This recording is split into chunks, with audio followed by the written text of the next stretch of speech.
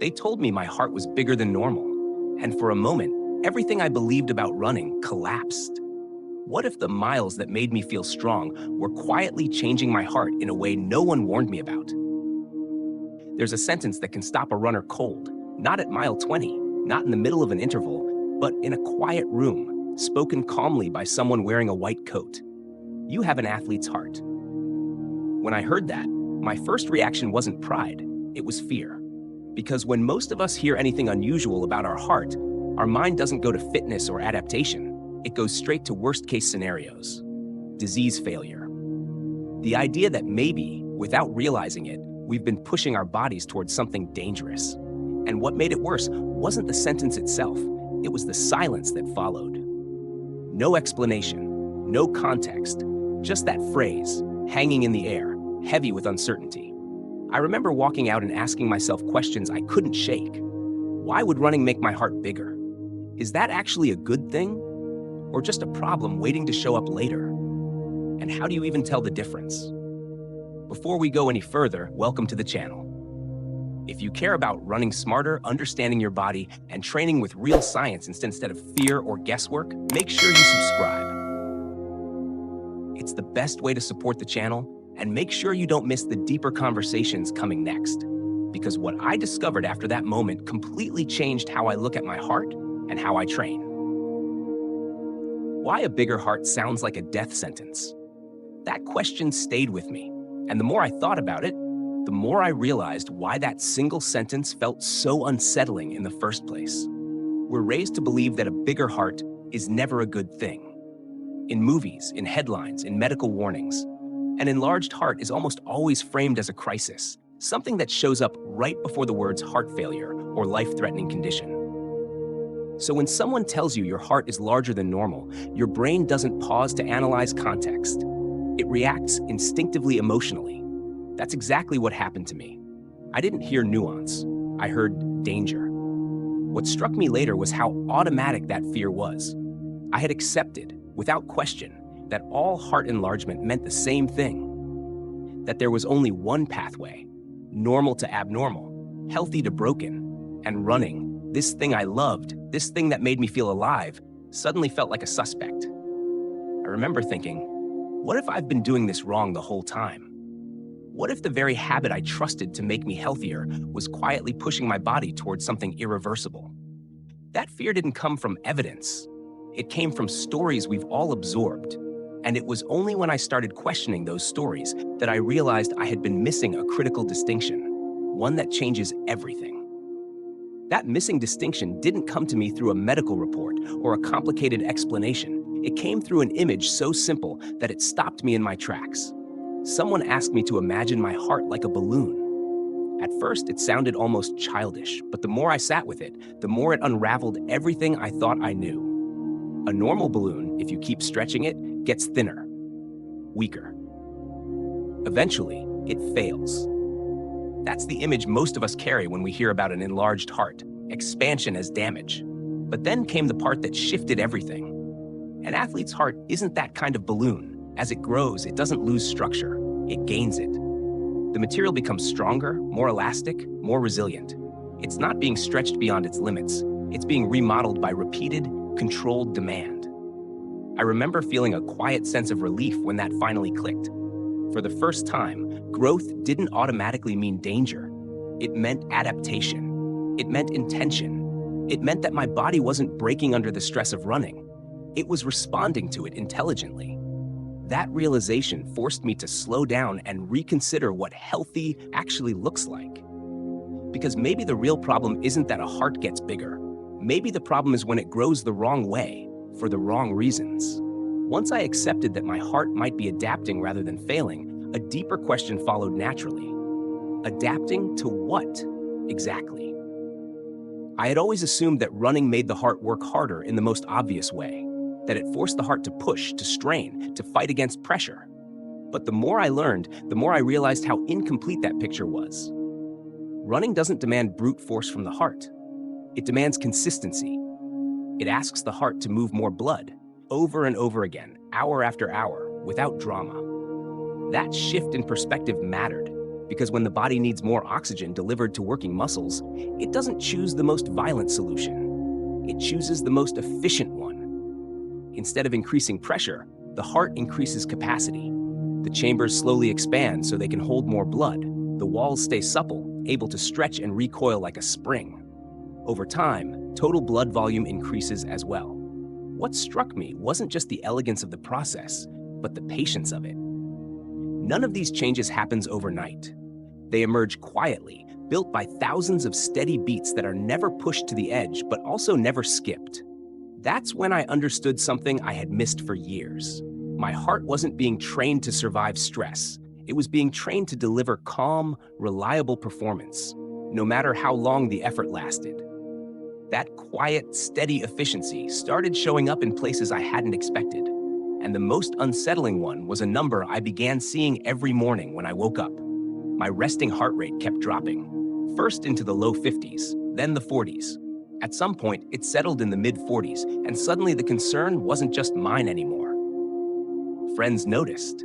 The family asked questions. Even a doctor paused a little longer than usual. The unspoken thought was always the same. Is that too low? I'd lie there feeling completely fine, clear-headed, rested, ready to train. Yet the number itself seemed to trigger an alarm.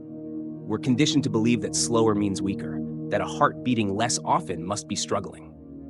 I felt that doubt creep in too, even though nothing in my body felt wrong. What finally eased that tension was understanding the logic behind it. If each heartbeat is moving more blood, the heart doesn't need to rush. It doesn't need to prove anything. It can slow down because it's doing more with less. The rhythm isn't lazy, it's confident. That's when I realized the low number wasn't a red flag. It was a reflection of a system that had learned how to stay calm under demand. Not just a stronger heart, but a nervous system that knew when to ease off the gas and engage the brakes. Still, understanding concepts is one thing, but what I really needed was something concrete, a way to tell whether my heart was truly healthy or if I was just telling myself a comforting story. That's when I learned about heart rate recovery, and it changed the way I look at fitness forever. Not because it was complicated, but because it was almost unsettlingly simple. You finish a run, you stop, and you watch what happens next. Not to your pace, not to your distance, but to how quickly your heart lets go. I remember the first time I tried it. I stood there, slightly out of breath, eyes fixed on my watch, waiting.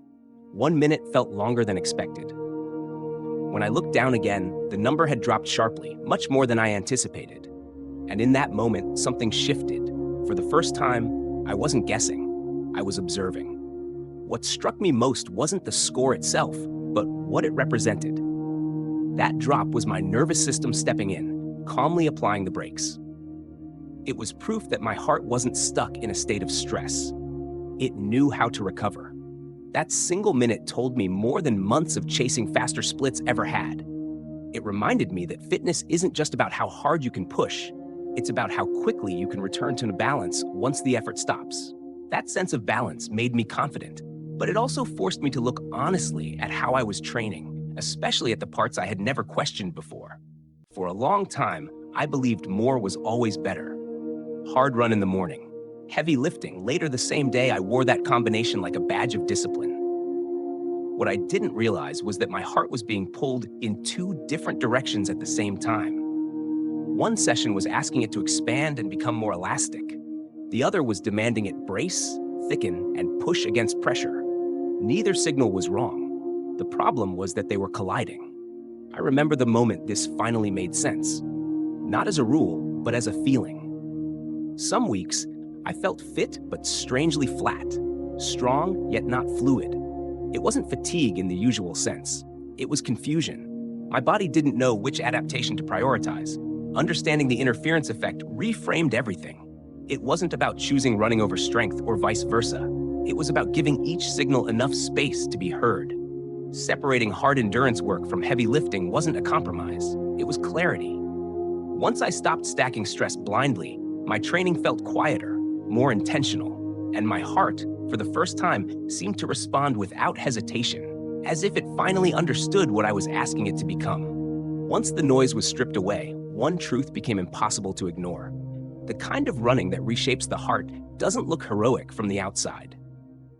I used to believe that intensity was the architect of fitness. If a run didn't hurt, I assumed it wasn't doing much. But the more I paid attention, the clearer it became that the heart responds differently than the ego. It doesn't remodel itself in moments of chaos. It changes under long, steady demands that never feel dramatic in the moment. Low-intensity aerobic running became less of a compromise and more of a foundation, not because it felt easy, but because it was repeatable. Week after week, those calm sessions quietly accumulated. The effort stayed controlled, the breathing stayed relaxed, and yet something profound was happening beneath the surface. What surprised me most was how little it took. A handful of consistent, unhurried runs each week did more for my heart than years of chasing exhaustion. It taught me that building capacity isn't about proving toughness. It's about creating conditions where the body feels safe enough to adapt and patient enough to change. That patience didn't just change my training schedule, it changed the way I relate to effort itself. I stopped measuring progress only by how drained I felt at the end of a run. I stopped assuming that discomfort was the price of improvement. Instead, I began paying attention to quieter signals: how quickly I recovered, how steady my energy felt, how calm my breathing became under loads that once rattled me. There was a subtle shift in trust, not blind optimism, but confidence rooted in understanding. I no longer felt the need to constantly test my limits, just to reassure myself that I was getting fitter. I could feel the adaptation happening, even when the workouts didn't scream for attention. What surprised me most was how sustainable everything became. Training stopped feeling like a cycle of pushing and repairing. It became a conversation. I would apply stress, then listen, adjust, then repeat. Over time, that dialogue built something deeper than fitness. It built a sense of alignment between intention and physiology. And once that alignment was there, running felt less like a battle and more like a practice I could return to year after year without fear.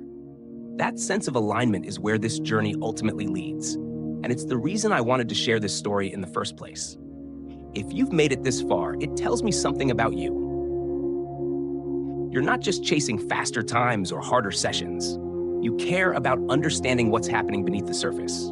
You want to train in a way that protects you, not just today, but years from now. I'm not here to tell you what to do with your body. I'm here to invite you to think differently about it, to replace fear with knowledge, guesswork with clarity, effort with intention. Whether that means continuing to explore these ideas on your own or choosing to learn alongside someone who lives inside this physiology every day, the direction matters more than the speed. If this perspective resonated with you, stay connected with the channel. These conversations don't end here. They're about building a body and a heart that can carry you forward, not just through the next race, but through a lifetime of running with confidence and understanding. At the end of all this, what stayed with me wasn't just a better understanding of the heart. It was a different way of relating to effort, growth, and patience. This journey taught me that real strength is rarely loud. The most powerful changes often happen quietly, through consistency, respect, and an honest dialogue with your body. When you stop forcing outcomes and start working with how things are designed to adapt, progress becomes not only faster, but safer and more sustainable. That lesson goes far beyond running. In work, relationships, and health, building capacity patiently will always outlast chasing intensity blindly. I'm curious to hear from you. Have you ever experienced a moment where slowing down actually helped you move forward? Share your thoughts in the comments so we can all learn from each other.